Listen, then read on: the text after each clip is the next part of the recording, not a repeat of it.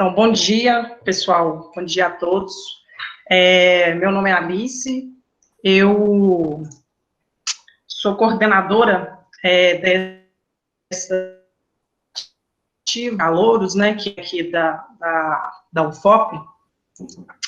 Essa iniciativa, na verdade, ela foi criada o ano passado, em 2019, né, com o objetivo de aumentar a interação dos alunos ingressantes, né, do Engenharia Geológica com o departamento e os alunos, né, veteranos, visto que eles, no início do curso, eles ficam mais voltados com o ciclo básico, né, e muito contato com a geologia em si. Então, isso, a gente, né, fez as pesquisas e tal, juntamente com as entidades estudantis também, que tem um papel muito importante nesse projeto, dentro desse projeto, né, que eu tenho o apoio.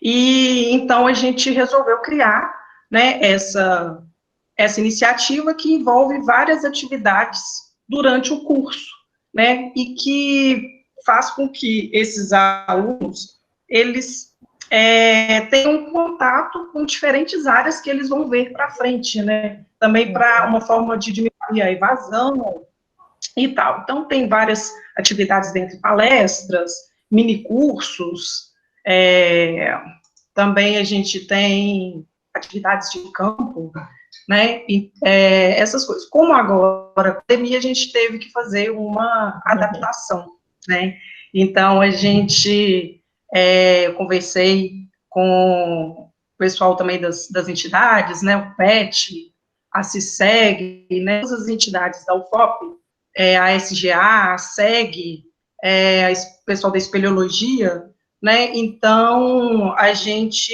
resolveu fazer de forma online. A gente dividiu em 8 tópicos principais, que vão abordar diferentes áreas da geologia, né, mostrar para esses alunos, assim, o foco aqui é claro, né, que todos aqui são bem-vindos, mas o foco aqui principal é para esses alunos que estão no início do curso, porque como tem muitas lives que estão acontecendo, e aí muitas vezes a gente não tem, esses alunos não têm uma bagagem, né, de termos técnicos, que tem dentro da geologia. Então, por isso, mas isso sendo para todos os demais alunos, professores, né, e serão muito bem-vindos aí a participar dessas atividades. A primeira palestra, né, a primeira live, na verdade,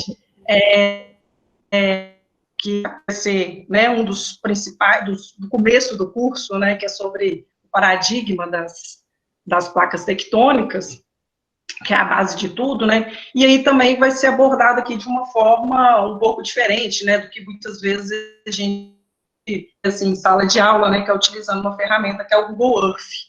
Então, a nossa convidada é a Maria Eugênia Silva de Souza, né, a Maria Eugênia, ela é graduada em Engenharia Geológica na UFOP em 2013, ela teve o mestrado concluído em 2016, doutorado, né, concluído em 2019, ambos em evolução crustal e recursos naturais, né, na área de geologia estrutural e tectônica. Desenvolve-se no estudo da evolução geodinâmica do Rift Macaúbas, investigando a interação entre tectônica, né, estrutural, sedimentação e magmatismo dessa bacia. Ela foi professora substituta, né, na UFOP de 2016 a 2020, e lecionou as disciplinas desenho geológico, geologia estrutural, estágio de mapeamento geológico, né, o STVEG, mapeamento geológico e cartografia digital. Atualmente, ela é professora de Geologia e Mineração do Instituto Federal do Espírito Santo, né, no campus Nova Venécia, e atua nas disciplinas Geologia Estrutural, Desenho Geológico, Fotogeologia, para o curso de graduação em Geologia, né, as disciplinas Geologia Geral e Estrutural Aplicada, Recursos Hídricos e Energéticos para o curso técnico, de Mineração e Energias Renováveis para o curso técnico de Meio Ambiente. Então, ano passado, né, ela foi aprovada no concurso da UFOP na área de sensoriamento remoto, né, quando tudo der certo, ela vai voltar, né, para a tristeza dos alunos dela e dos colegas, né, do IFES, mas para a nossa alegria, né. Então, é isso, Maria. Então, seja bem-vinda, né, e agora pode começar a sua apresentação. Eu peço que todos, né, desabilitem aí o microfone, né, quando a gente, se tiver pergunta, podem escrever, depois no final da palestra a gente faz as perguntas para Maria, tá bom? Perfeito. Bom, muito obrigada pelo convite. Eu vou compartilhar a tela aqui. Primeiro vou compartilhar os slides, depois a gente passa para o Google Earth também, que vai estar compartilhado com vocês.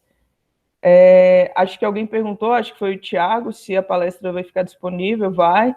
Até falei com a Alice, depois eu vou disponibilizar o arquivo do Google Earth que eu utilizei e os slides também, para quem quiser. Vou disponibilizar.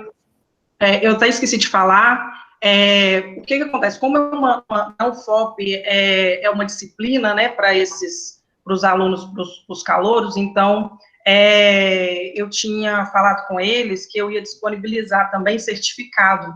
Como teve, né, uma procura maior, até de outras instituições e tal, então, eu isso também, só que o certificado aqui vai ser, eu vou combinar, o mesmo combinado, porque era quem participar de 75% no mínimo das atividades, das 8 palestras, né, das 8 lives. Então, a chamada, né, tem aqui uma extensão aqui que eu já baixei, mas qualquer coisa também, se vocês quiserem escrever o nome, os alunos não precisam, porque como está no canal da UFOP, eu já tenho controle, já aparece o nome deles. Agora, os que são externos, né, quiserem esse nome completo, que aí eu emito o certificado. A palestra depois, ela também vai ser disponibilizada no canal do YouTube, do PET, Geologia, tá bom? Então, é isso. Então, vamos lá. Vou colocar aqui para apresentar, vou compartilhar minha tela com vocês. Vamos lá. Começar aqui pelos slides, né? Deixa eu só ocultar isso aqui. Bom, vou colocar um apontador a laser aqui para mostrar algumas coisas na tela para vocês. Bom, primeiro eu queria agradecer o convite da Alice para dar essa palestra, né, sobre o paradigma da tectônica de placas através do Google Earth.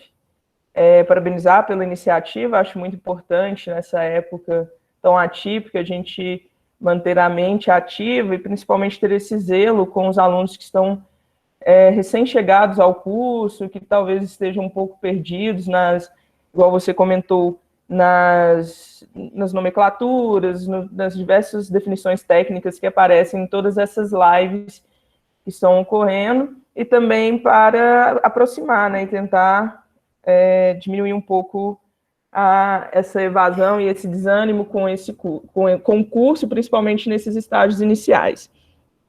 É um prazer muito grande falar para os alunos da UFOP, né, porque é a casa onde eu me formei, toda a minha formação foi realizada na UFOP, e também estou vendo que vários alunos meus do IFES estão presentes também, então é um prazer recebê-los nessa conversa, né? Vou tentar trazer essa palestra na forma de uma conversa mesmo. Então, gostaria de deixar esses agradecimentos. Bom, a minha palestra está organizada em 3 momentos, na verdade, né? Para a gente falar sobre esse paradigma de tectônica de placas, a gente precisa fazer uma introdução, onde vou demandar um pouquinho de tempo, mas nada muito pesado, que a gente vai falar um pouco sobre o olhar geológico, né, para o planeta em que a gente vive, depois a deriva continental e o legado de Wegener, para a gente chegar até esse paradigma de tectônica de placas. E aí, assim, no segundo momento, falar dos tipos de limites, né, e esses pontos especiais que existem no mosaico de placas, e aí a gente fazer uma viagem, vamos dizer assim, a lugares espetaculares da superfície terrestre, através do Google Earth e entender suas relações com esse paradigma da tectônica de placas. E aí a gente vai visitar diversos lugares, existem outros que não estão nessa lista aqui, mas a gente vai devagar, principalmente para que os alunos que estão no início de curso consigam acompanhar. Toda a apresentação, esses 3 momentos estão aqui em cima, tá? Num índice aqui em cima, para quem ficar um pouco perdido, dá para dar uma acompanhada também que momento da palestra a gente está. Os meus alunos que estão presentes aí, Bruno, Tyler, vi que estão aí, conhecem bem esse slide, né? Eu gosto muito de começar as minhas aulas de geologia estrutural com paisagens e as reflexões que a gente faz sobre essas paisagens, né? Principalmente quando a gente está antes de cursar geologia, a gente tende a olhar as paisagens e até achar bonito, legal, estonteante, mas muitas vezes nesses percursos de viagem, seja de carro, ônibus, até mesmo avião, né, dependendo da altitude, às vezes pode ser um pouco entediante essa viagem, embora exista uma paisagem exuberante ali por trás, né? E a pergunta, e uma grande reflexão sobre isso, é que durante muito tempo, na história da humanidade, essas paisagens, elas eram entendidas como paisagens estáticas, né, que não contavam nenhuma história, absolutamente nada. Até que, com o advento da ciência moderna, essas paisagens, assim como as cadeias montanhosas e oceanos, passaram a ser observados de maneira mais profunda, e nos tempos passados, né, o pessoal tentava fazer algumas suposições, mas não conseguiam entender esses processos naturais. Mas o que paisagens como essas, né, como o platô tibetano, Oceano Atlântico, Grand Canyon, significam, né? Qual que é o que todas essas paisagens podem ter em comum e como que a natureza foi capaz de esculpir tudo isso? São reflexões importantes quando a gente está iniciando um curso de geologia, de maneira geral, independente da sub-área, né? Bom, o mais importante que une todas essas paisagens é que elas representam verdadeiras testemunhas, né, da história geológica da Terra. São registros morfológicos de uma história muito complexa, que é a história geológica da Terra. E elas não testemunham apenas essa evolução do planeta Terra, mas também toda a evolução biológica que ocorreu e que ocorre, né, neste planeta, e também de nós, né, enquanto uma civilização humana. E isso é muito importante para a gente, porque nós dependemos muito das rochas, dos solos e das águas para assentar a vida em suas mais variadas formas e ver elas prosperarem. Então, esses relevos e paisagens têm uma relação muito direta, não só com a evolução dessa história complexa do planeta, mas também com as relações da nossa vida e a forma como ela evoluiu e prosperou no planeta Terra. E quem é responsável por tudo isso são as forças geológicas, né? Porque elas constantemente estão transformando o planeta, sempre de forma muito ativa e muito permanente, numa dinâmica que é muito poderosa, né? Poderosa e constante. E aí a gente pode dividir essas forças geológicas em dois grandes grupos, né? Os agentes superficiais, que vão remodelar de maneira incansável o relevo. A gente tem aqui um exemplo, né, de um glaciar, onde que a gente está vendo um deslocamento dessa massa de gelo, remodelando esse relevo, e também através do que a gente conhece como tectônica de placas, né, que constrói novas paisagens e as modificam o tempo todo, modificando em termos geográficos, em termos topográficos, tanto os continentes quanto os oceanos, e isso tem uma relação direta com o clima e, obviamente, com os organismos vivos. Por quê? Porque quando nós olhamos para o planeta Terra, ele pode ser subdividido em 3 grandes subsistemas, né? O sistema do geodínamo, que é o mais interno, né, composto pelo núcleo interno e externo da Terra, responsável, por exemplo, pela criação do nosso campo magnético, pelo sistema de placas tectônicas, que a gente vai falar bastante hoje, e pelo sistema clima, né? Sendo que há uma interação o tempo todo entre todos estes subsistemas. Por exemplo, nós vivemos na casquinha do planeta Terra, né? Na superfície do planeta Terra, onde a gente vê a interação clara entre a litosfera e o sistema clima, por exemplo. E tudo isso torna a Terra como um grande sistema dinâmico que vai permitir todas as metamorfoses que a gente vai observar ocorrendo tanto internamente quanto externamente nesse planeta, e que vai nos diferenciar, enquanto planeta, do restante do sistema solar. São essas interações que permitem que a gente seja um planeta único, né? Que a gente viva num planeta único dentro desse sistema solar. Bom, todas essas facetas, né, de mutação do planeta, ele ocorre numa escala de tempo que muitas vezes é difícil para a gente abstrair e entender, principalmente quando a gente está no início do curso, né? O tempo geológico ele é muito longo, ele é muito grande. A Terra tem aí cerca de 4,6 bilhões de anos, então é um tempo muito extenso, muito difícil da gente expandir e imaginar um tempo tão grande dentro do olhar humano, o olhar da vida humana, né? Porque todos os fenômenos naturais que ocorrem na superfície terrestre, dificilmente a gente vai acompanhar a sua totalidade. Porque, por exemplo, se a gente pensar nas cadeias andinas, sistemas como esse levam de dezenas a milhões de anos para serem construídos, enquanto nós vivemos algumas dezenas de anos, né? Então, o olhar humano dificilmente consegue acompanhar a totalidade do início ao fim de um fenômeno natural. Só que nós somos dotados de uma inteligência magnífica que permite a gente ter um raciocínio geológico e conseguir recuperar essa história geológica, né? Mesmo não tendo acompanhado toda essa evolução do planeta Terra, a gente consegue recuperar essa história através do nosso raciocínio geológico.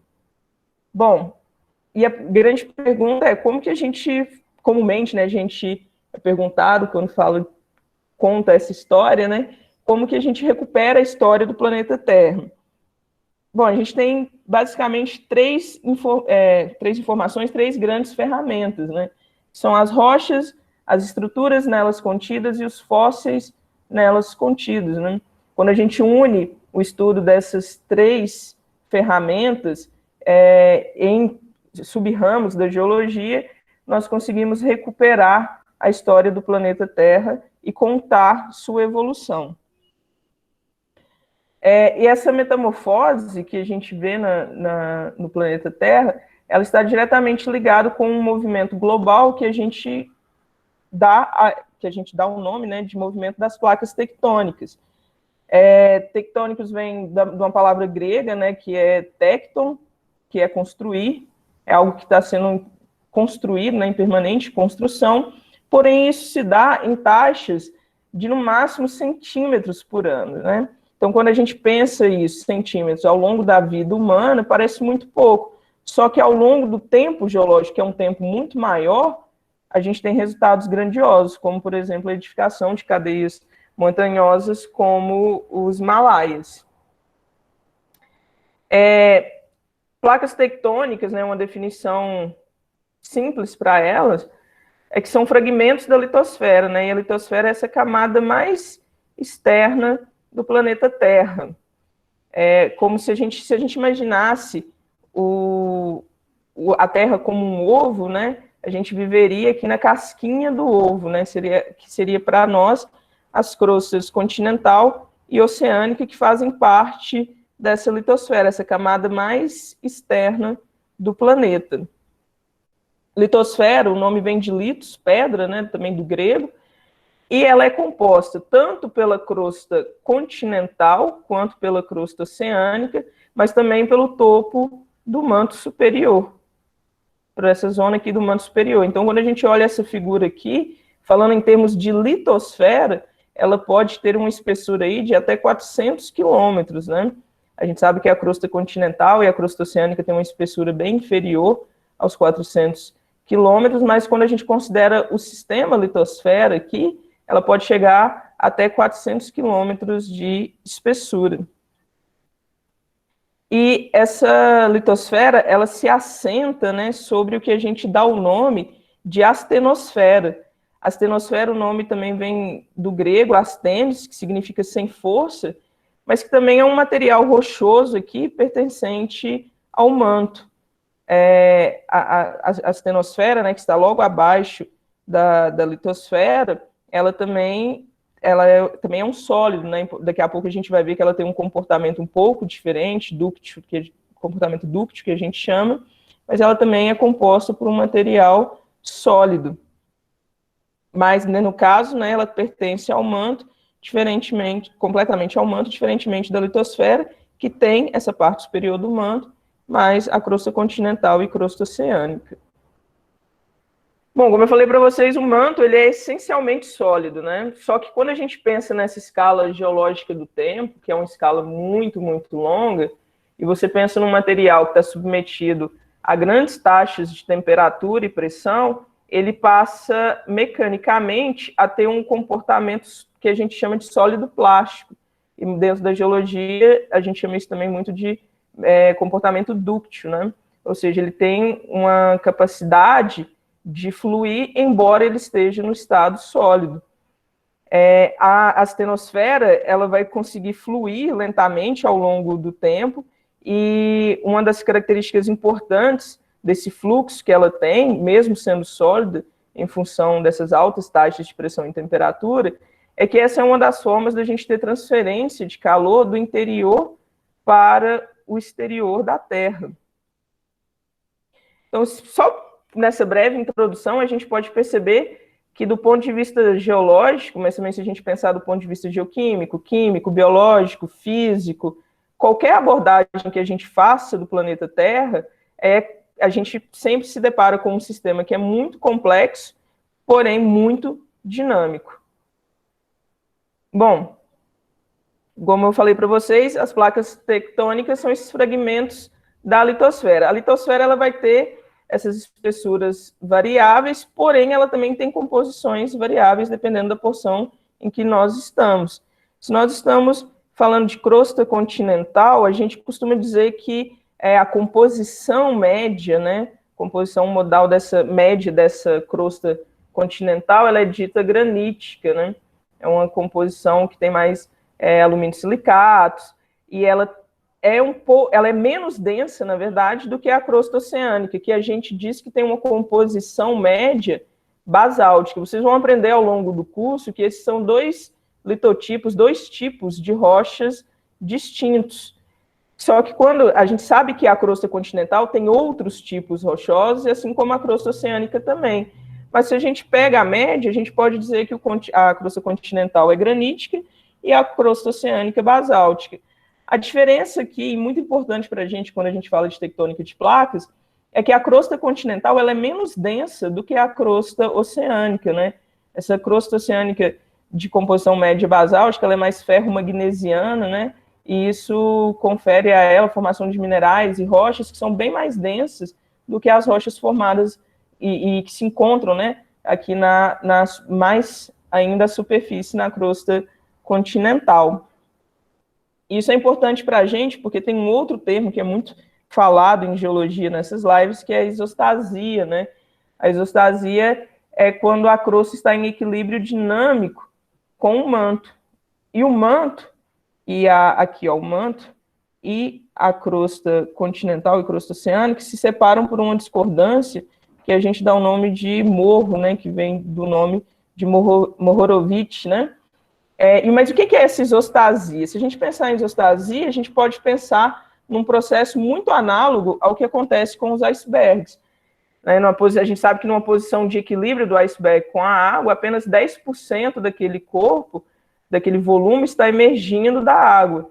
Isso vem do princípio de empuxo, né, de Arquimedes, em que o volume de água, né, que é deslocado aqui por esse corpo de gelo, é exatamente equivalente ao seu peso, né? O volume de água que é deslocado pelo peso. Isso ocorre também na crosta oceânica e crosta continental pelo processo isostático, esse processo de equilíbrio entre o manto, que está abaixo, que é mais denso, e a crosta continental e oceânica, que é menos densa.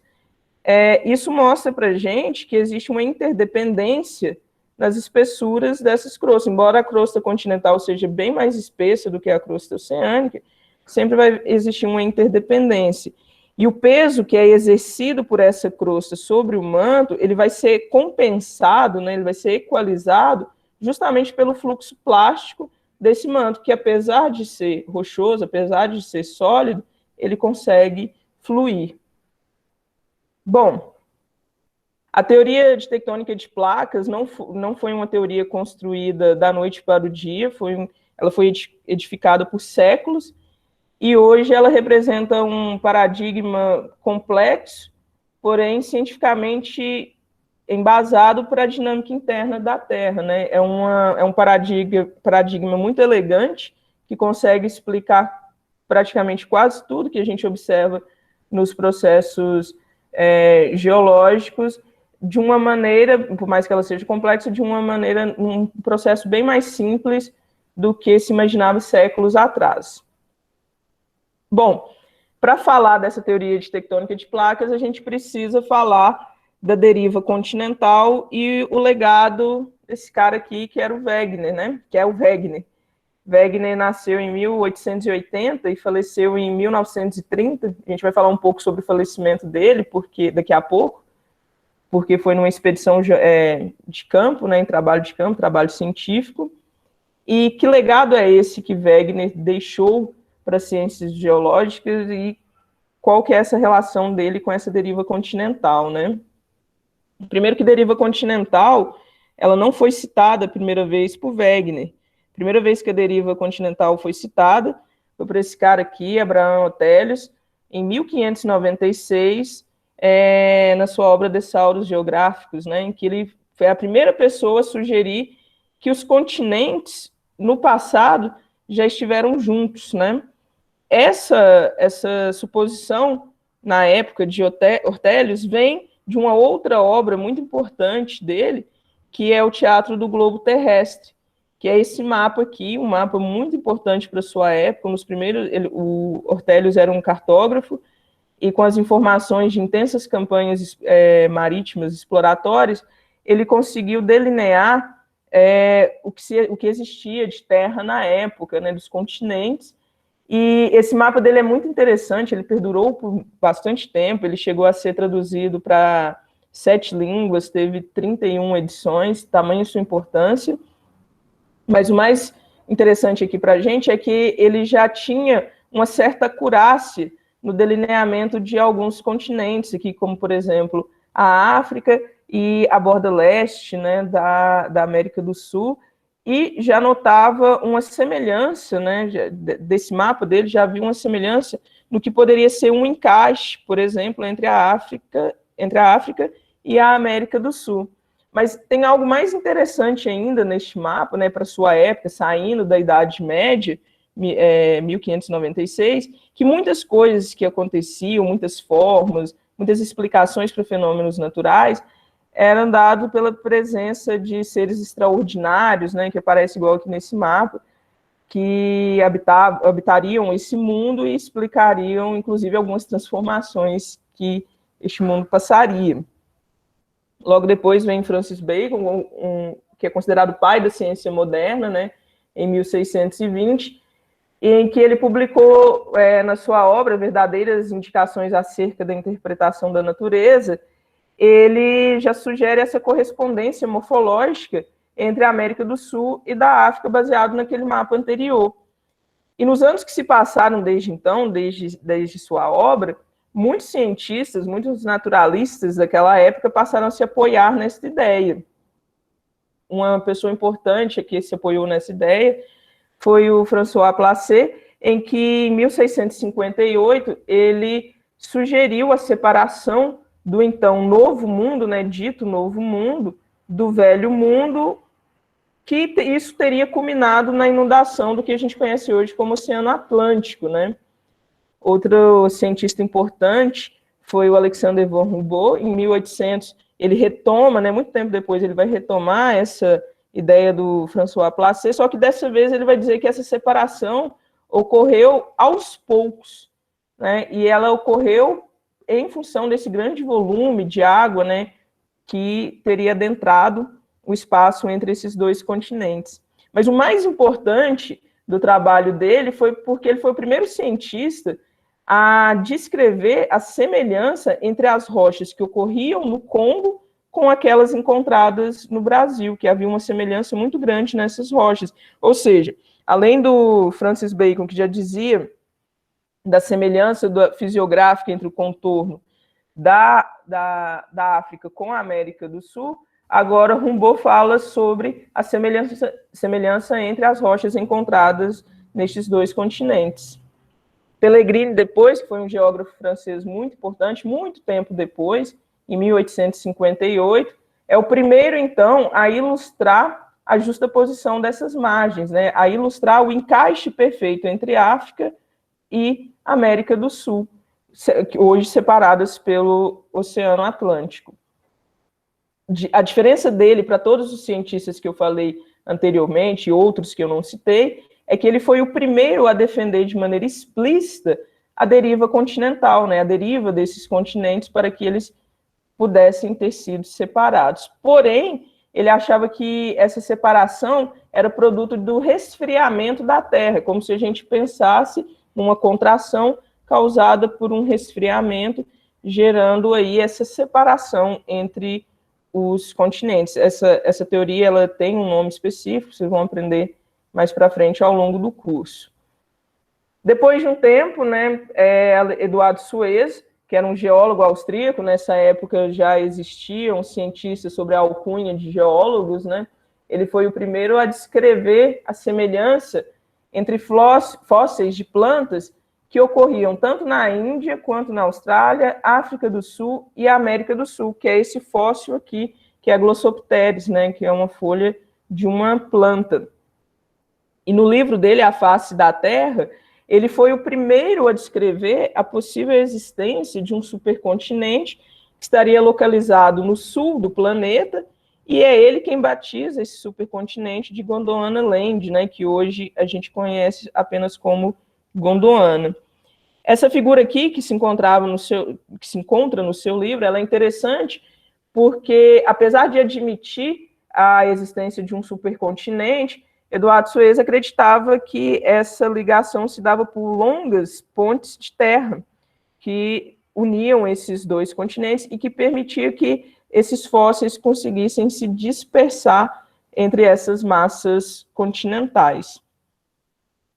E aí vem esse cara aqui, que é o Wegener, para quem a gente vai dar especial atenção, que era um climatologista, geógrafo e astrônomo, né? O Wegener ele faleceu num acidente em 1930 durante uma expedição científica que ele fez à Groenlândia. E o legado de Wegener pode ser, de certa forma, resumido nessa frase dele, né? Em um passado remoto da Terra, havia apenas um continente, chamado Pangeia, que mais tarde se fraturou e formando os continentes atuais, formando a forma atual que a gente conhece dos continentes, que é bem essa gifzinha pequenininha que está aqui no canto superior da tela, que eu vou trazer em maior detalhe para vocês daqui a pouco.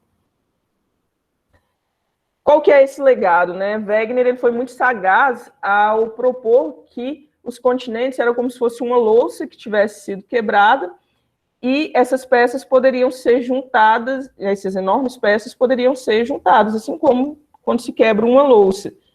Ou seja, se isso ocorria, a Terra não poderia ser estática, como vinha se pensando ao longo do tempo. E aí ele descreve, né, em seu livro, que a Terra era formada por verdadeiras barcas rochosas que eram capazes de se movimentar. Então, toda aquela ideia estática do planeta Terra, para Wegener não funcionava, o planeta tinha que ser dinâmico. E aí ele propõe, né, o produto final da sua ideia é um mapa que propõe a união de todos esses continentes no que a gente conhece como Pangeia, né? Pan de toda, Geia terra, ou seja, toda a Terra estava unida num único continente, que ele chamava de continente primordial, e que posteriormente ela teria sido fragmentada nos pedaços que hoje formam os continentes atuais e os oceanos que nós conhecemos. Mas como que Wegener comprovaria essa teoria dele, né? E aí vem a construção do seu legado. Em 1915, Wegener reuniu todas aquelas evidências que a gente já vinha discutindo ao longo dessa palestra, como evidências sólidas de diversas áreas: geografia, geologia, biologia e climatologia. Que evidências eram essas, né? A primeira, evidências morfológicas, né, fisiográficas desse encaixe perfeito entre as formas dos continentes, que isso seria uma evidência de que eles já estiveram unidos no passado. Também evidências paleontológicas, né, não só a Glossopteris, mas diversos outros fósseis foram encontrados ao longo desses continentes e que, quando unidos no desenho de Pangeia, a zona de ocorrência desses fósseis ela era contínua, né, igual nessas faixas que estão nessa imagem aqui à direita. E o que chama atenção também é esse fóssil aqui, né, do Mesosaurus, porque ele não era, porque ele não era um fóssil capaz de, por exemplo, viver no oceano e migrar para o continente africano, ou vice-versa. Ele não sobreviveria a ambientes com espessuras significativas de lâminas d'água, né? Então, ele teria que existir uma conexão entre esses continentes para que ele conseguisse se dispersar. Outra evidência era a evidência paleoclimática, né? No mapa atual, eles observavam várias estrias glaciais ao longo desses blocos continentais, que, se eles estivessem unidos no passado, eles teriam pertencido a uma única glaciação, né? Porque essas glaciações formam esses pavimentos estriados, esses icebergs, essas geleiras, né, em recuo, ou seja, em resfriamento, elas se arrastam sobre o substrato rochoso, deixando essas marcas aqui, né, um agente erosivo extremamente poderoso, e ela consegue deixar essas marcas nesses pavimentos que a gente chama de pavimentos estriados. Outras evidências paleoclimáticas seria a existência também de desertos, dependendo da latitude, bem como a existência de camadas de carvão também seguindo faixas, como a gente pode observar nesse mapa aqui, além da existência, né, de sedimentos, rochas de origem glaciogênica, de origem glacial, no que hoje são desertos. Então, essa também é uma evidência que Wegener utilizou, reconstruindo Pangeia, para mostrar que a zona de ocorrência desses registros se davam em faixas contínuas quando esses continentes estavam aglutinados no que ele chamava, e ainda né, Pangeia. Outra evidência são as evidências geológicas, em que ele observava que existia uma semelhança entre estruturas, né, e rochas entre serras, né, que poderiam representar cadeias montanhosas no desenho desse supercontinente. Quando a gente observa essa reconstrução moderna aqui de Pangeia, a gente observa que realmente essas cadeias montanhosas representavam faixas únicas, né, possivelmente formadas no mesmo evento. E aí, isso culmina no mapa dele, de Pangeia, em que, separado a norte, né, Laurásia, a sul, Gondwana, cercado por um grande oceano, que era o Pantalassa, que a leste havia o Mar de Tétis, né, cuja evolução culminaria na separação entre Laurásia e Gondwana. Mas a teoria de Wegener possuía algumas fraquezas, né? Ele conseguia explicar muitas coisas, ajuste das linhas de costa, presença de sedimentos de origem glacial nos desertos atuais, como falei com vocês, mas haviam algumas fraquezas, porque ele tinha que responder uma pergunta muito importante. Que tipo de força seria capaz de mover tão grandes massas, né, essas massas continentais, a tão longas distâncias?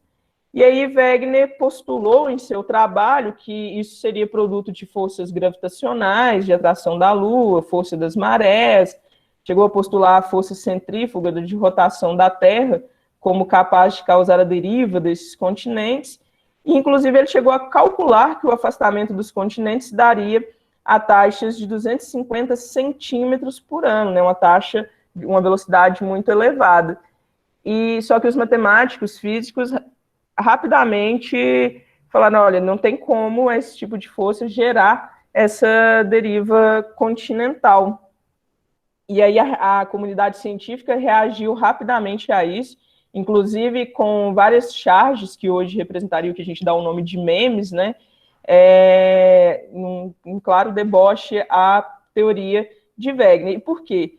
Porque essa teoria, essa hipótese de Wegener, ela representava um salto teórico muito grandioso para a época, né? E o conhecimento geológico, né, não, na verdade, isso se dá no meio científico, o conhecimento ele não pode ser reescrito da noite para o dia, e aí houve uma grandiosa resistência ao modelo de Wegener, a hipótese de Wegener da deriva continental, porque ele não conseguia responder aquela pergunta de que força seria capaz de mover esses continentes.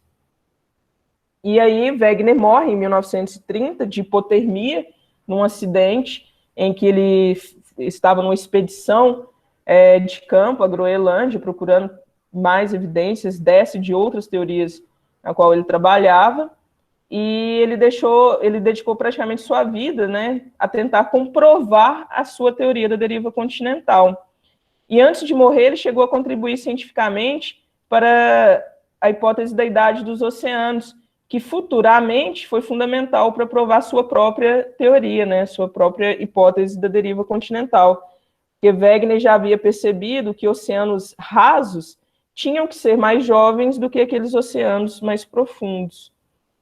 E com a morte de Wegener, então, veio todo o adormecer de uma grandiosa teoria, né?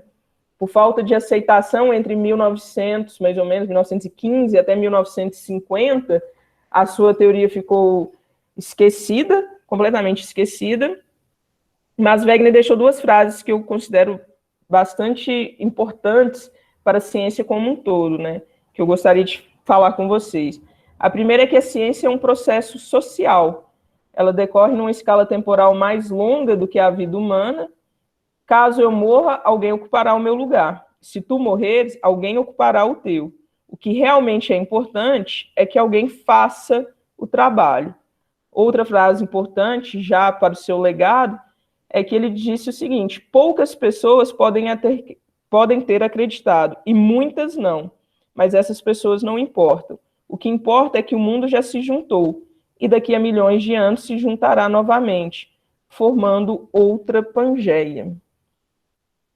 E aí, após a morte de Wegener, tempos depois, né, em torno de 1950, a teoria da tectônica de placas começa a ser, de fato, aceita e comprovada em termos de mecanismos, que era a pergunta que Wegener não conseguia responder.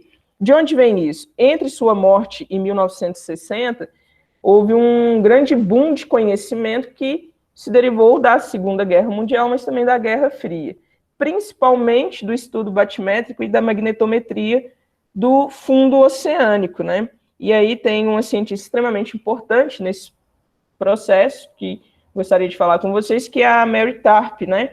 Porque todos aqueles dados coletados naquelas expedições para estudar o assoalho oceânico, ela não podia participar por ser mulher, porém era ela em escritório que recebia e interpretava estes dados e que culminou talvez num dos mapas mais importantes do conhecimento geológico, que foi o mapa da fisiografia do assoalho oceânico, esse mapa aqui, de autoria dela, que mostrava que o assoalho oceânico não era monótono como se acreditava, que existiam verdadeiras cadeias de montanhas submersas no assoalho oceânico, separados por faixas mais ou menos paralelas, né, quase paralelas, em grandes linhas aqui, que representavam deslocamentos dessas cadeias mesoceânicas, né?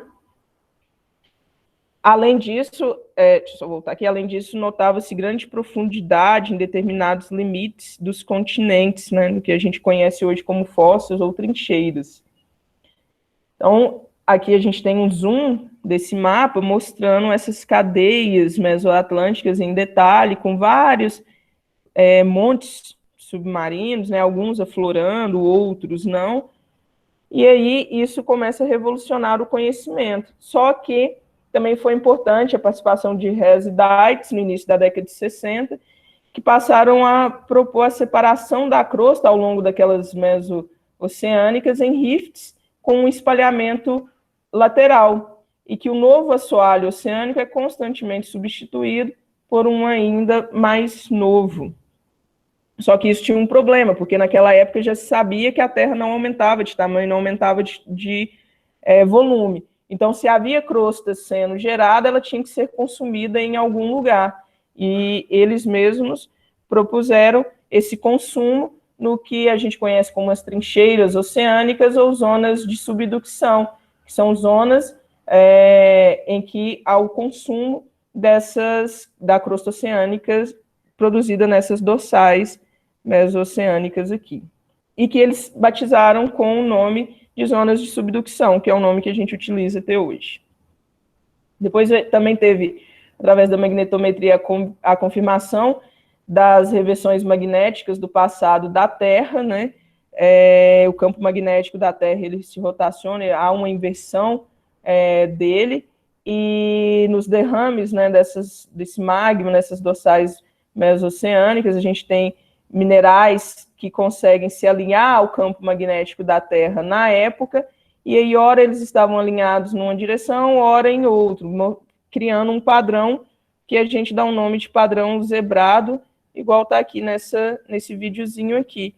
Enquanto a gente tem um campo reverso, e depois de um tempo, um campo normal. Reverso, normal, montando esse padrão zebrado que a gente conhece dessas reversões magnéticas. E aí esses dois cientistas aqui explicaram isso de maneira simples, combinando a teoria de espalhamento, né, do fundo oceânico de Hess e Dietz, com a escala temporal das reversões magnéticas, e com isso, inclusive, conseguiu chegar a idades estimadas do assoalho oceânico. Outra comprovação científica extremamente importante foi a distribuição dos terremotos e vulcanismos ao longo de zonas, principalmente de zonas e trincheiras, zonas específicas, como as trincheiras oceânicas e cadeias de montes submarinos, né? E aí eu gostaria de mostrar esse vídeo aqui para vocês, que é um vídeo da NASA, em que é uma animação que mostra a distribuição dos terremotos no mundo nos 4 primeiros meses de 2014. São essas luzes se acendendo aí, né, piscando.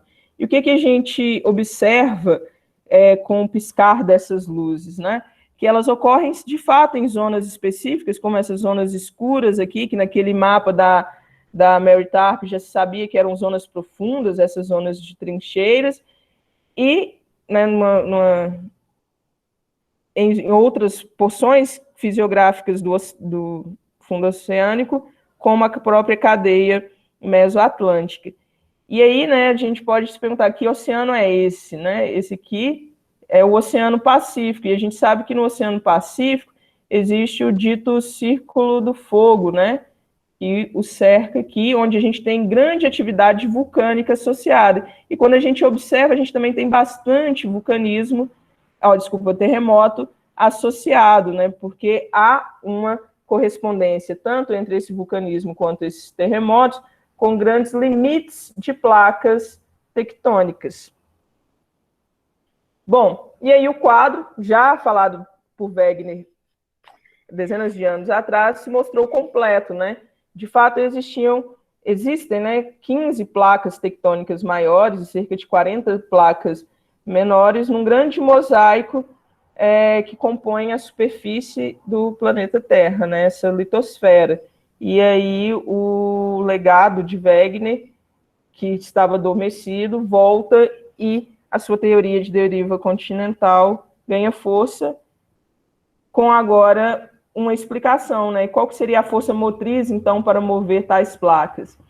Acreditava-se na época, né, lá na 50, 60, 70, em grandes células de convecção mantélica, né, que o manto seria capaz de produzir células de convecção, que seriam responsáveis, dependendo da direção dessas células de convecção, pelo afastamento das placas tectônicas, como nas mesoatlânticas, nas dorsais mesoceânicas, ou, dependendo do sentido, de aproximação, como nas zonas de subducção. Hoje a gente sabe que não é exatamente uma célula de convecção, a tomografia sísmica, né, vinda da geofísica, mostra que esse comportamento de ascensão do magma e do manto, e ele não se processa exatamente como células convecção, e que também existe, né, a força de arraste e o próprio peso dessas placas oceânicas são capazes de induzir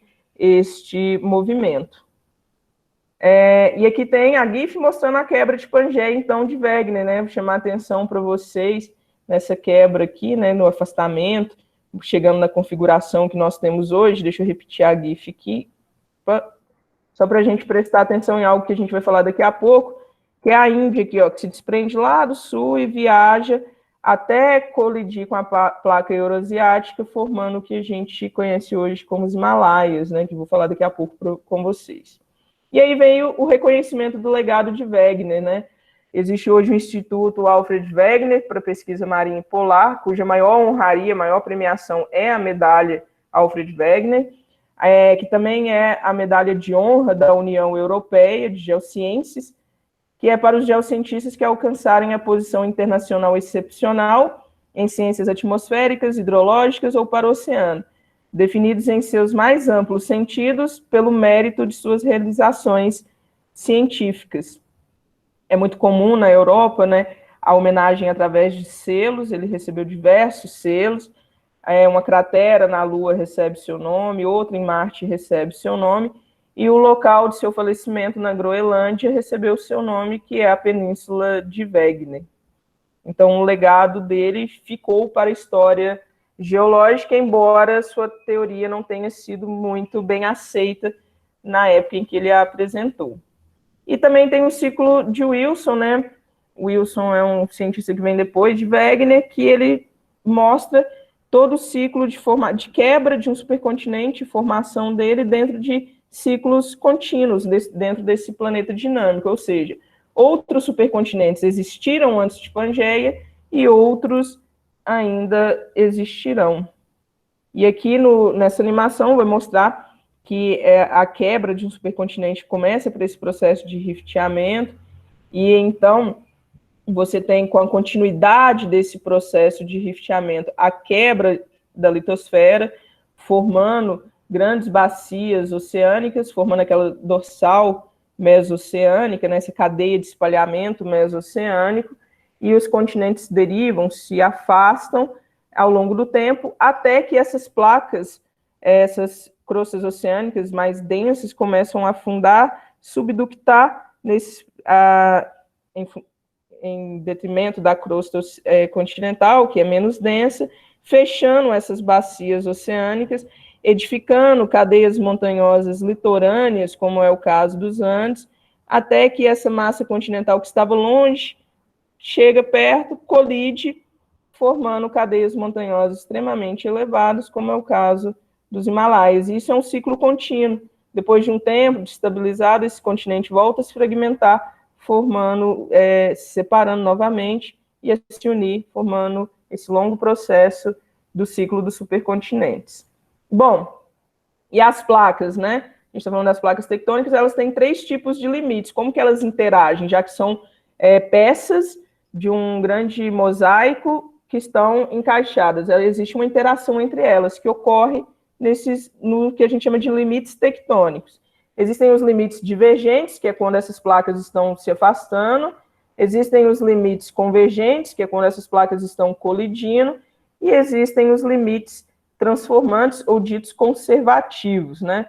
Quando nós estamos falando do limite divergente, ele é muito importante, porque é a partir dele que a litosfera é quebrada e novos oceanos vão surgir. A sua primeira etapa é a etapa de rifteamento, formando bacias específicas, né, as bacias do tipo rift, geralmente marcado por magmatismo geralmente bimodal, vocês vão aprender isso ao longo do curso. Você tem 2 litotipos específicos ocorrendo, que evolui para uma fase transicional, se esse rift continua, se esse movimento de divergência, de afastamento continua, a gente adentra uma fase transicional, e aí a gente tem basalto se formando, um oceano restrito, que dependendo da condição de latitude, ele pode ter a formação de sal, né, dos evaporitos, em função da evaporação dessa água, até que chega a fase drift de margem passiva, já com assinaturas, né, tanto de magmatismo quanto de sedimentos bem específicas. Um limite divergente atual, que ocorre, muito importante para a gente, que é inclusive um laboratório natural de estudos, é o Rift do Leste Africano,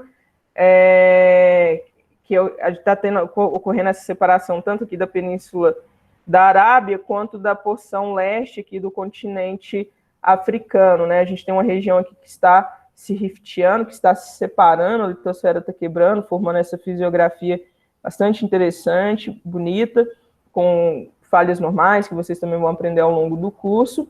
Já existe uma nova bacia oceânica formada, que é o Mar Vermelho aqui, ou seja, a litosfera já se rompeu e está formando crosta oceânica.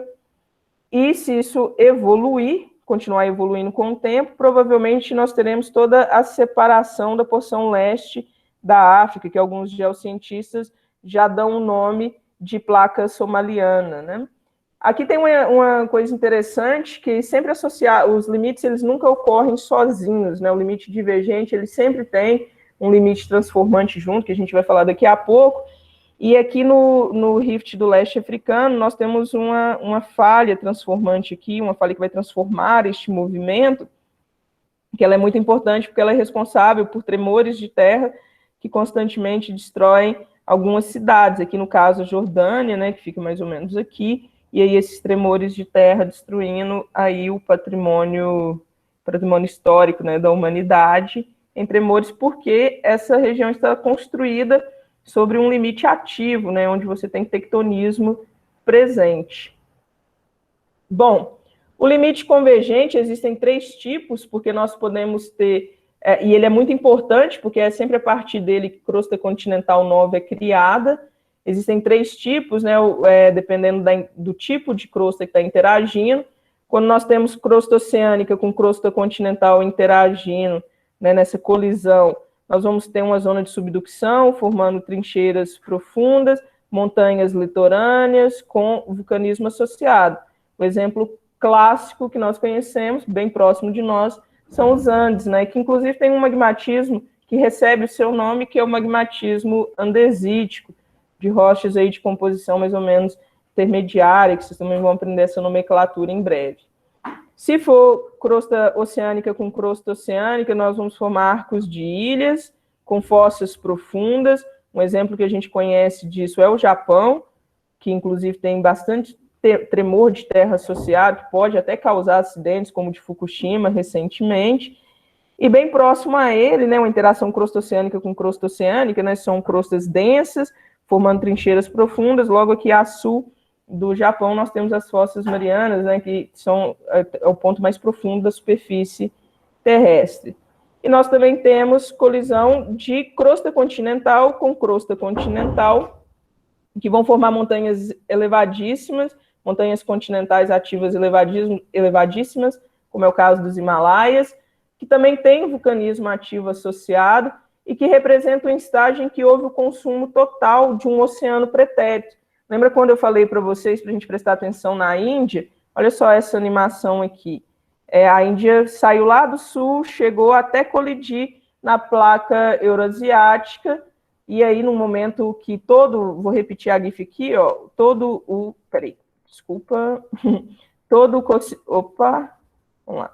oceano é consumido, e aí 2 massas continentais se colidem, edificando uma espessa montanha continental. Bom, a gente tem registros novos e antigos desse tipo de limite pelo mundo, como os Himalaias, Alpes, Andes, bem pertinho da gente aqui, as Rochosas na América do Norte, mas também existem registros antigos espalhados pelo mundo, né?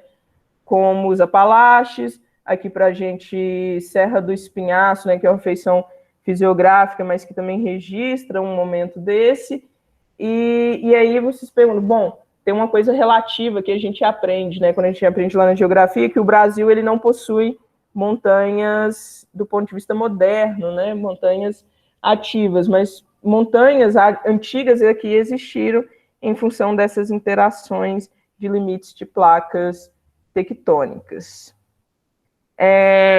Como a tectônica de placas ela se processa num cartoon tridimensional, porque a Terra é esférica, logo é essencial acomodar esse movimento relativo entre esses fragmentos de placas tectônicas, né? E para você acomodar esse movimento relativo de forma conservativa, é necessário a existência desses limites que nós damos o nome de limites transformantes, né? Aqui tem uma gifzinha mostrando esses limites transformantes que permite a conexão entre esses fragmentos essas porções da litosfera.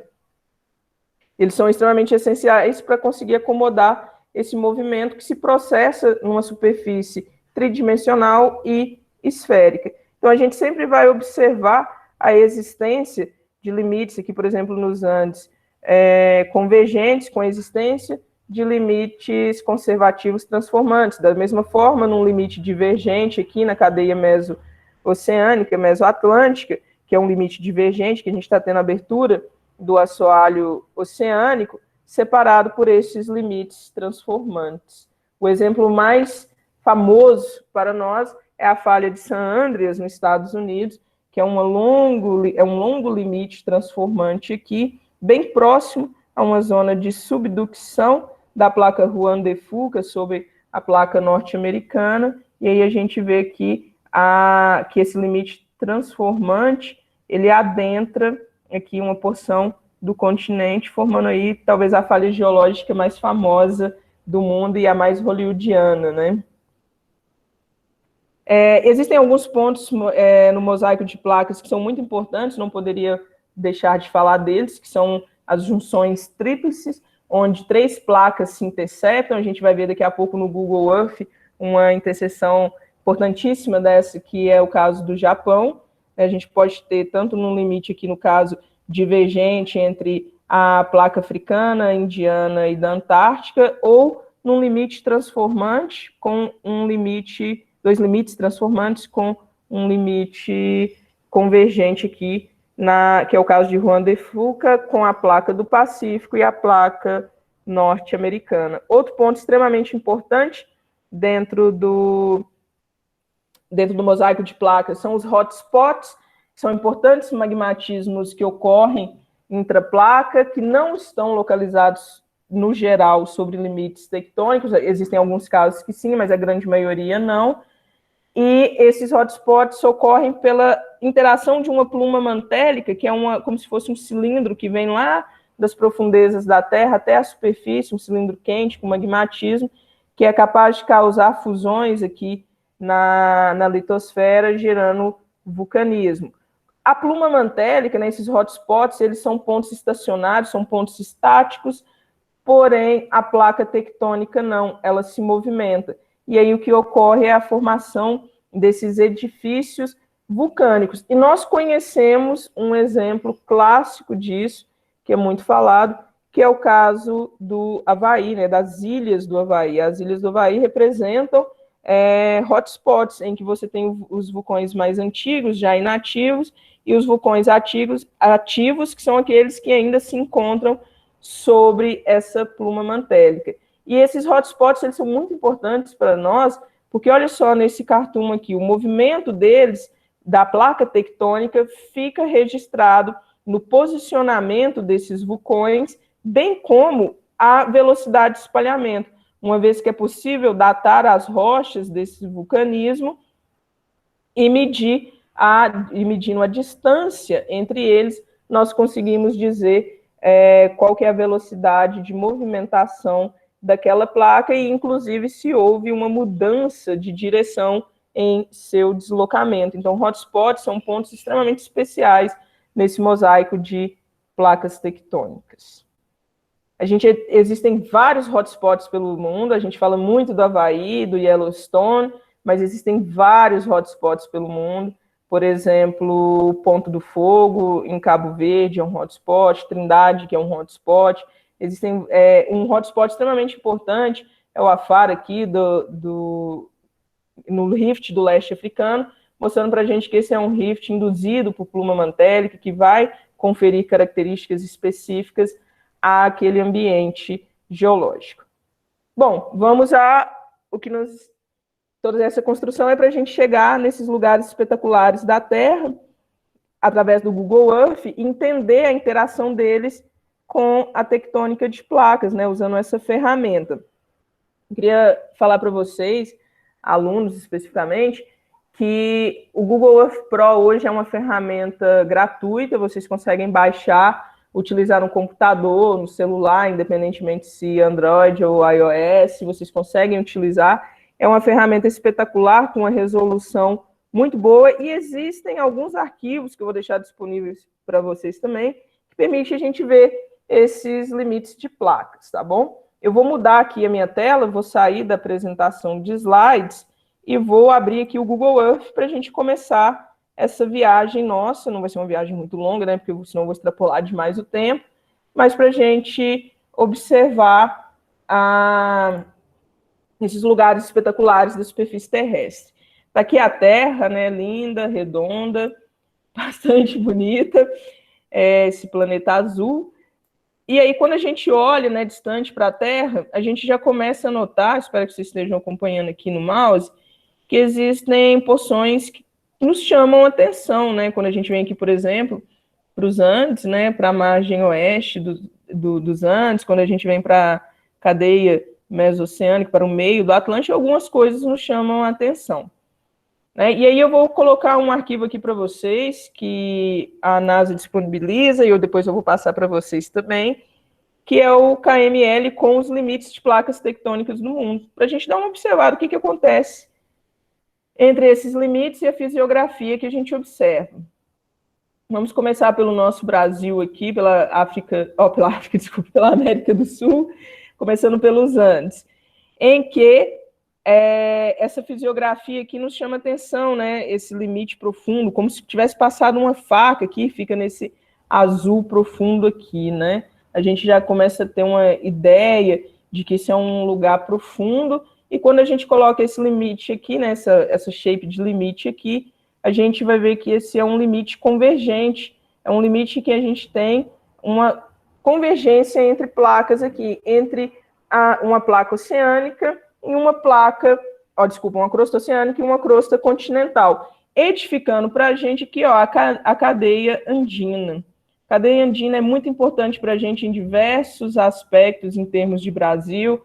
Um aspecto importante que eu gosto muito de ressaltar dessa cadeia é o seu papel quanto aos rios flutuantes da Amazônia, que conseguem serem barrados, né, essa dispersão de vapor d'água, da evapotranspiração da Amazônia, né, é barrado por essa cadeia aqui e permite que a gente tenha um regime razoável de chuvas a sul do país também, que se a gente olhar na mesma latitude aqui em outros locais do mundo, a gente tem grandes desertos, isso permite que a gente não tenha, né, um dos fatores condicionantes para que a gente não tenha grandes desertos aqui no sul do país é a existência dessa cadeia andina aqui interagindo com a evapotranspiração da Amazônia e permitindo que a gente tenha uma densidade adequada de chuvas aqui a sul. Quando a gente observa aqui, a gente vem caminhando para sul aqui, a gente tem um limite transformante, que vai cair num limite divergente, que passa por outro limite transformante, aqui na placa de Nazca, né, com a placa sul-americana, que, se a gente for chegando aqui para o centro do Pacífico, vai culminar no limite divergente, né, na separação dessa cadeia mesoceânica do Pacífico, que nós temos do outro lado aqui, no Mesoatlântico, na Mesoatlântica, com feições belíssimas do limite divergente, sempre separado por esse limite transformante, permitindo aí, né, o processamento tridimensional dessa movimentação relativa entre as placas. Dependendo da região, a gente consegue dar um zoom que deixa claro para nós feições belíssimas aqui no assoalho oceânico, mostrando, né, essas cristas paralelas a esse limite divergente aqui, daquele espalhamento lateral em rifts, como o Rez Dietz já havia mostrado para a gente lá na década de 60. Se a gente continuar subindo aqui, ó, na Mesoatlântica, para norte, nós vamos chegar em pontos belíssimos. Deixa eu só voltar aqui um pouquinho para ficar... Opa, girei demais, desculpa. Aqui. A gente vai chegar em pontos belíssimos, como a Islândia, por exemplo, né, em que... Opa, eu coloquei demais, deixa eu só tirar isso aqui. A Islândia, em que nós temos o afloramento acima da superfície da água dessa cadeia mesoatlântica. E vamos dar um zoom na Islândia para a gente ver o que a gente observa aqui, ó. Vamos dando zoom, e olha só, novamente aquelas cristas paralelas, refletindo no limite divergente, esse limite verdinho aqui, mostrando para a gente esse espalhamento, essa divergência, esse limite divergente entre placas tectônicas, né? Então, esse é um exemplo belíssimo. Na Islândia, a gente tem bastante vulcanismo aqui, nesses vales de rift aqui, mostrando toda essa força da natureza. Bom, eu separei aqui alguns pontos, vamos dar uma olhada naquele rift do leste da África, que nós falamos tanto. Quando a gente olha esse limite, a gente vê que existe um ponto tríplice, né? Uma junção tríplice. Rifts, geralmente, eles nascem e evoluem através de junções tríplices, que são 3 braços, né? Eles se formam e evoluem a partir de 3 braços. Aqui a gente tem um grande limite divergente que adentra aqui, ó, a porção leste da África, e que aí alguns geocientistas já dão um nome a essa porçãozinha aqui, não mais de placa tectônica da África, mas sim de placa somaliana e placa da África. Se isso aqui evoluir, naquele cartoon a gente viu que isso aqui vai se separar em um oceano, né? Vai se abrir aqui também.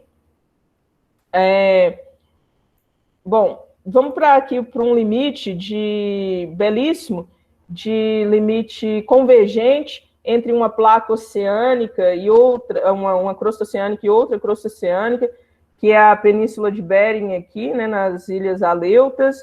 A gente vê aqui, olha, deixa eu só tirar aqui o limite, olha só, que belíssima fisiografia dessa zona de trincheira, né, em que essa placa aqui está subductando e aí quando a gente olha aqui, ó, vamos dando um zoom, a gente vai ver que vai formar uma península belíssima aqui, que é a Península de Bering. Quando a gente dá uma olhada nessas ilhas aleutas, né, também famosas, a gente vai perceber que, olha só, são vulcões, são ilhas vulcânicas, formadas por vulcanismo em resposta a este limite convergente, né, esse limite convergente em que uma placa oceânica vai de encontro, uma crosta oceânica está indo de encontro a outra crosta oceânica. Eu vou tirar o zoom aqui para a gente, porque essa península ela faz parte do que nós conhecemos como o Círculo do Fogo do Pacífico.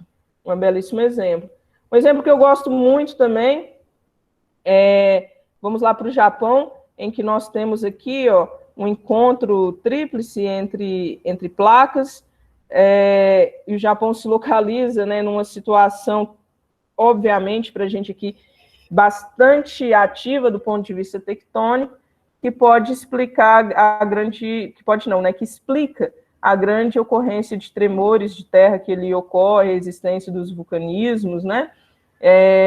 E que pode ser até trágico, como o caso do desastre de Fukushima, né? Nós tivemos um acidente nuclear relacionado a um grande tremor de terra. Então, o Japão ele forma aqui, ó, uma ilha vulcânica, né? Uma ilha que é resultado da subducção entre as duas placas aqui, a placa norte-americana com a placa da Filipinas e a euroasiática. Então, a gente tem aqui o Japão sobre um limite tectônico. Um limite tectônico, ele sempre tem bastante sismo, bastante vulcanismo associado, e que explica grande parte desses tremores de terra, assim como nós observamos no Chile, aqui em todos os Andes, né? Só que no caso dos Andes, nós estamos falando da convergência entre uma crosta oceânica com uma crosta continental. Falando do Havaí, vamos para o Havaí aqui, ó, bem pertinho, que é um hotspot, a gente tem, olha só que interessante. Aqui, ó, toda essa linha que se forma aqui, deixa eu tirar o zoom, essa linha e essa outra que se forma aqui, este alinhamento que nós observamos aqui no Google Earth, é exatamente aquela mudança de direção de movimento da placa tectônica, e quando a gente vem aqui, ó, o Havaí, a gente vai observar esse alinhamento entre esses vulcõezinhos, a gente vai perceber que com o passar do tempo, né, o vulcão ele produz uma rocha que facilmente é erodível, e aí, não só por isso, à medida que ele vai indo para porções mais profundas da crosta oceânica, esses vulcões passam a ficar submersos. Esses vulcões que estão hoje inativos. Por quê? Porque a pluma mantélica é estacionária, mas a placa tectônica não, ela está em deriva, né? E aí se você consegue medir tanto a velocidade de deslocamento da placa tectônica, como uma eventual mudança de direção desses deslocamentos. E aí toda essa construção das ilhas do Havaí sobre um hotspot nos permite ter esses cálculos e essa visão. E sempre, olha, com bastante limite transformante dentro das placas tectônicas. Bom, um caso muito famoso no mundo também são os Himalaias. Deixa eu tirar o zoom aqui. Aqui a gente tem a Índia, né? A Índia se desprendeu lá do sul, como a gente viu naquela GIF, veio caminhando, consumindo todo aquele oceano, até colidir com a placa euroasiática, que é essa placa aqui, e aí essa colisão continente com continente edificou toda essa cadeia montanhosa aqui, os pontos mais elevados da superfície terrestre hoje estão aqui, e logo atrás dos Himalaias a gente tem uma região plana e elevada, que é o platô tibetano, que a gente colocou, que a gente viu os primeiros slides dessa palestra. E aqui, ó, a gente está num limite convergente, bem aqui na base, né, das montanhas do Himalaia, a gente tem um limite convergente e diversos limites transformantes aqui dentro, mostrando que, por mais que a teoria de placas tectônicas seja uma teoria extremamente elegante, que explica muita coisa, o seu processamento ele é um pouco complexo, né, na interação desses três limites. Dificilmente a gente vai ter um único limite. A gente sempre vai ter a coexistência de pelo menos 2 ou 3 limites associados nesse mosaico. Bom, eu esqueci de falar quando a gente estava lá no Japão, mas deixa eu voltar rapidamente para lá. Vamos aproveitar que o Google Earth permite a gente viajar rápido, né? Aqui no Japão, como a gente viu, a gente tem a subducção de uma crosta oceânica com uma crosta oceânica, formando esse arco de ilhas aqui, e logo a sul do Japão, a gente tem as fossas marianas, né, o ponto mais profundo da superfície terrestre. A gente já sabe que nos oceanos a gente tem os pontos mais profundos da superfície terrestre. Quando a gente tem a subducção, então, entre duas crostas oceânicas, a gente gera trincheiras extremamente profundas, né, fossas extremamente profundas, como é o caso aqui das fossas marianas, né? Se a gente olhar aqui, a gente vai ver bastante esses montes submarinos aqui, né, que são respostas de vulcanismos intraplaca aqui numa crosta oceânica. Isso ocorre pelo mundo inteiro, vocês podem acompanhar aí pelo Google Earth de vocês. Um outro hotspot que existe, falando ainda de hotspot, é o Pico do Fogo, aqui em Cabo Verde, né? A gente tem vulcõezinhos, olha só, formando logo acima de um hotspot, como é o caso do Pico do Fogo. Existe uma cidadezinha aqui, ó, logo, um vilarejo aqui logo abaixo, né, desse vulcão. Tem até o Google Earth é uma ferramenta fantástica, permite a gente dar um zoom bastante grande, né, existem campos de futebol ao pé de um vulcão. Falando de vulcão, um vulcão extremamente famoso para nós é o Vesúvio, na Itália, né, responsável aí pela destruição de Pompeia, um acontecimento histórico bastante marcante na história da humanidade, né, em que uma grande erupção do Vesúvio inundou essa região aqui de cinza vulcânica, matando a população aqui abaixo. Então, olha só como que a fisiografia de um vulcão aparece belíssima para nós aqui dentro do Google Earth. Eu esqueci de falar para vocês, mas o Google Earth ele tem uma ferramenta que te dá a visão tridimensional do relevo, quando a gente faz essa rotação aqui, ó, e aí nós conseguimos ver essas fisiografia, esses relevos maravilhosos aqui, ver aqui vamos dizer assim, a chaminé, né, do Vesúvio, de maneira belíssima, com a cidade, né, toda ao redor do Vesúvio. Um ponto interessante que eu quis trazer para hoje também é a Indonésia. Por quê? Vamos dar uma olhada. A Indonésia ficou muito famosa por causa dos tsunamis que ali ocorreram alguns anos atrás, né? Quando a gente olha a posição da Indonésia aqui, ó, e olha o mosaico de placas tectônicas, ela está no meio de diversos limites de placas tectônicas, principalmente um limite convergente aqui, né? A gente tem aqui a sul da Indonésia um limite convergente, e o que acontece num limite de placas, né? A gente tem sismos e vulcanismos associados. Esses sismos que ocorrem dentro do oceano, né, que ocorrem dentro da crosta oceânica ou num limite desse, ele pode desencadear aí o movimento de grandes massas de água que podem culminar na formação desses tsunamis, que foi o caso dessa região aqui alguns anos atrás, que devastou essa região aqui, e quando a gente olha esse acidente natural, a gente nota que, na verdade, a Indonésia está muito próxima de uma região tectonicamente ativa, porque ela está muito próxima a um limite convergente de placas tectônicas. Beleza?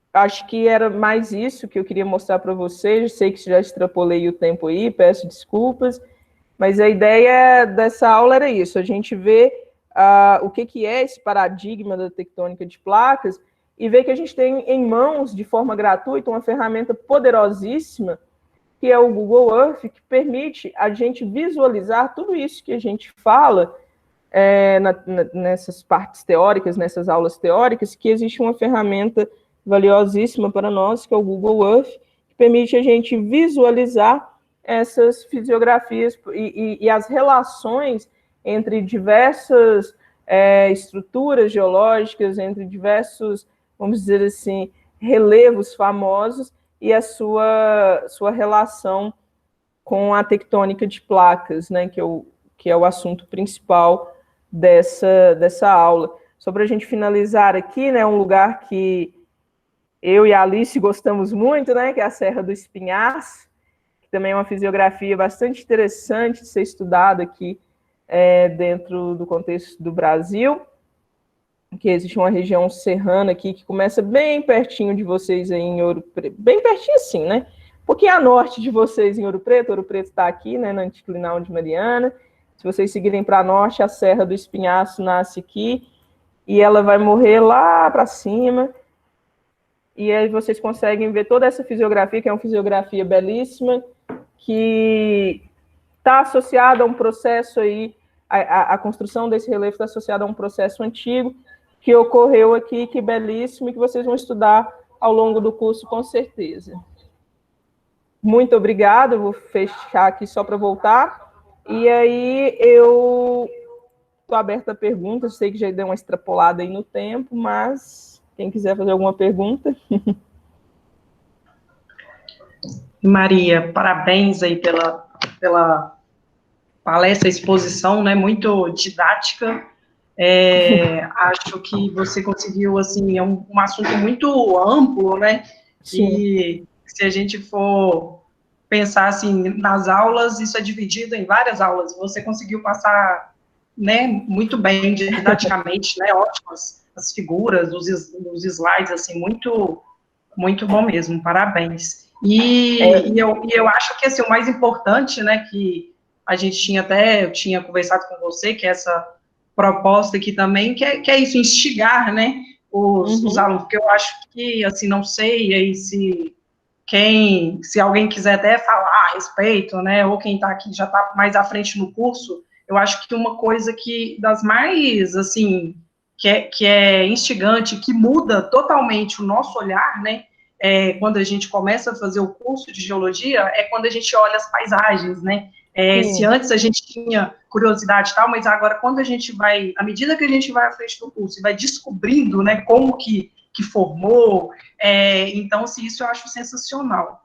E essa ferramenta do Google Earth também auxilia, né, que dá para todo mundo, né, utilizar aí, até aproveitar esses tempos, né, que a gente está aí de isolado, então, brincar um pouquinho, né, vocês que estão aí também, brincar e ver esses limites, né, depois a Maria vai passar até esse link, Sim. que é da NASA, né, Sim.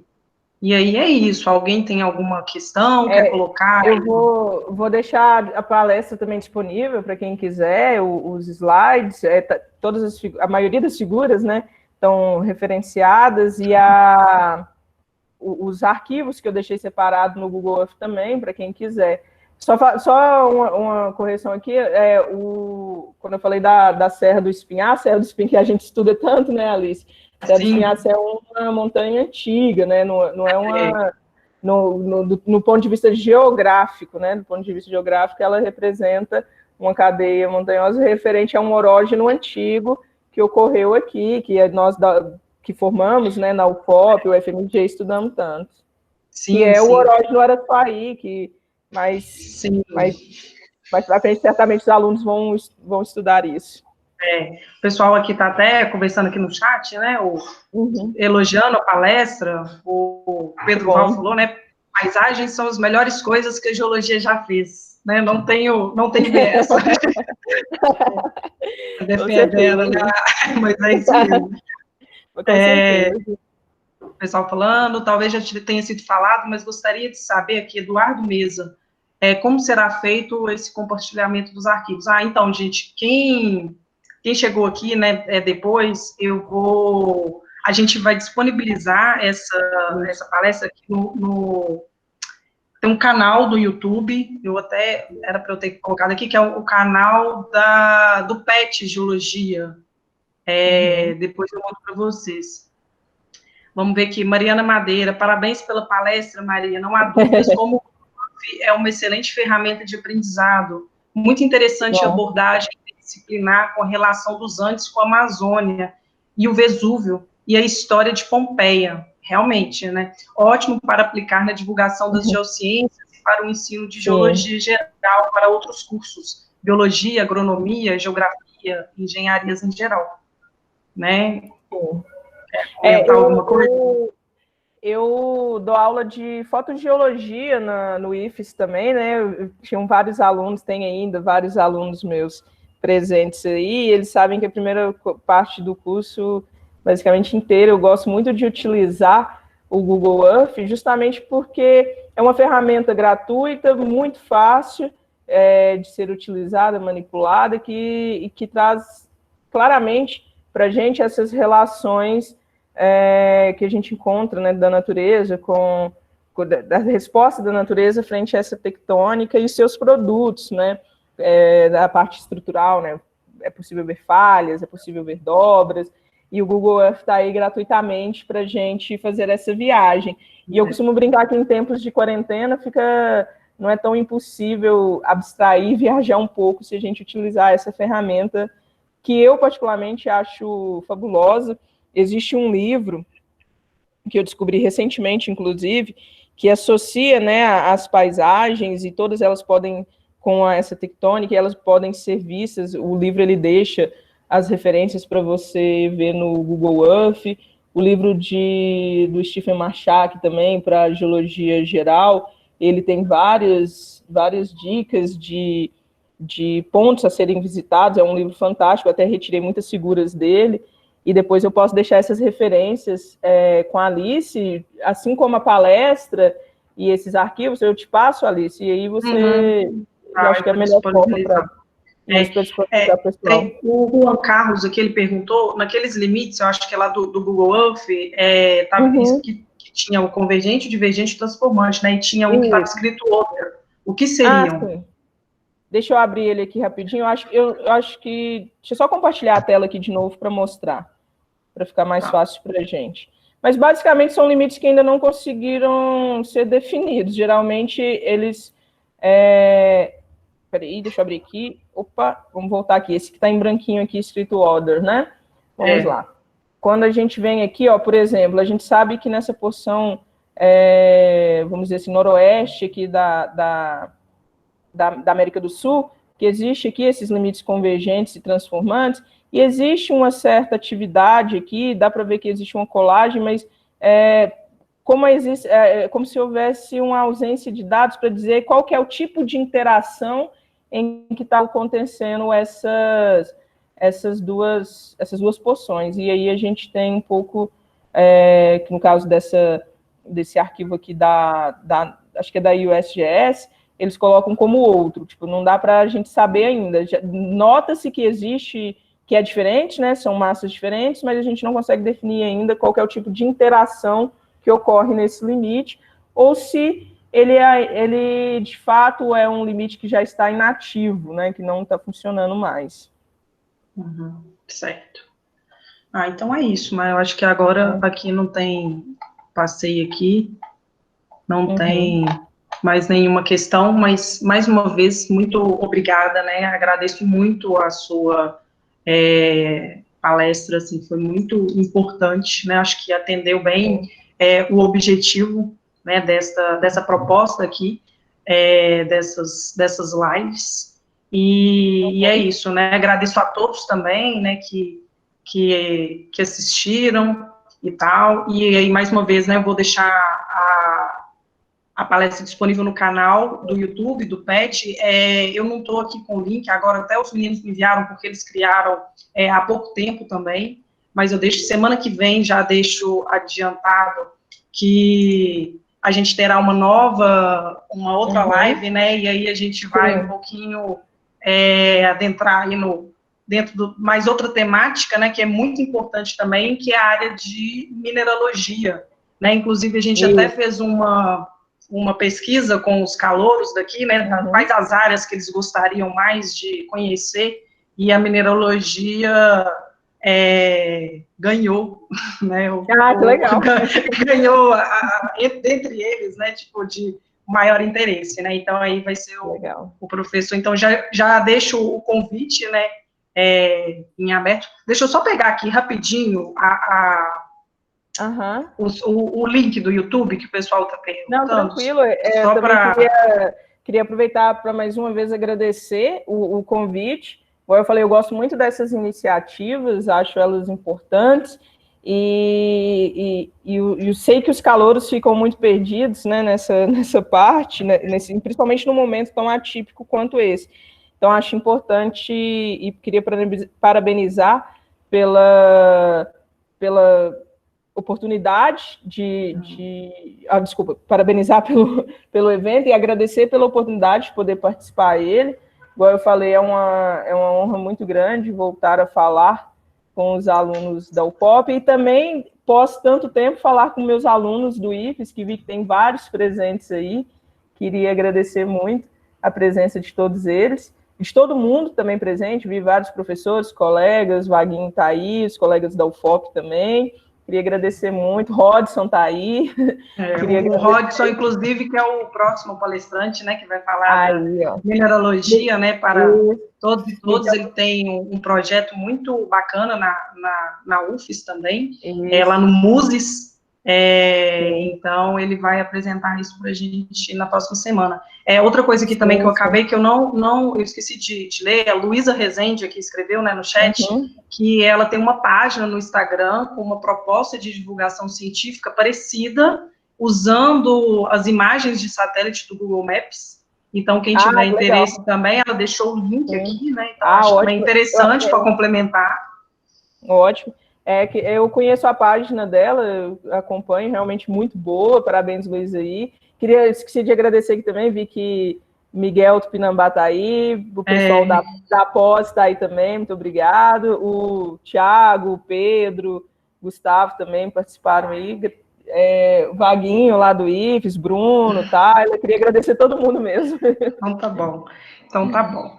Gente, então é isso, né? Muito obrigada aí, Maria, a todos, e eu que agradeço. Abraço a todos aí, se cuidem, né? Cuidem dos seus, e até a próxima semana. Alice, o Eduardo Mesa perguntou se poderia compartilhar meu e-mail. Pode sim, tranquilo, sem problema. Tá joia. Deixa eu colocar aqui. Quer escrever? Eu vou colocar o pessoal aqui, porque às vezes o institucional fica cheio, aí é mais fácil eu ver o pessoal. Tá aí, eu compartilhei no chat meu e-mail. Então tá bom, gente. Então é isso e até a próxima, né, semana. Até a próxima. Muito obrigada. Tchau, tchau. Tchau.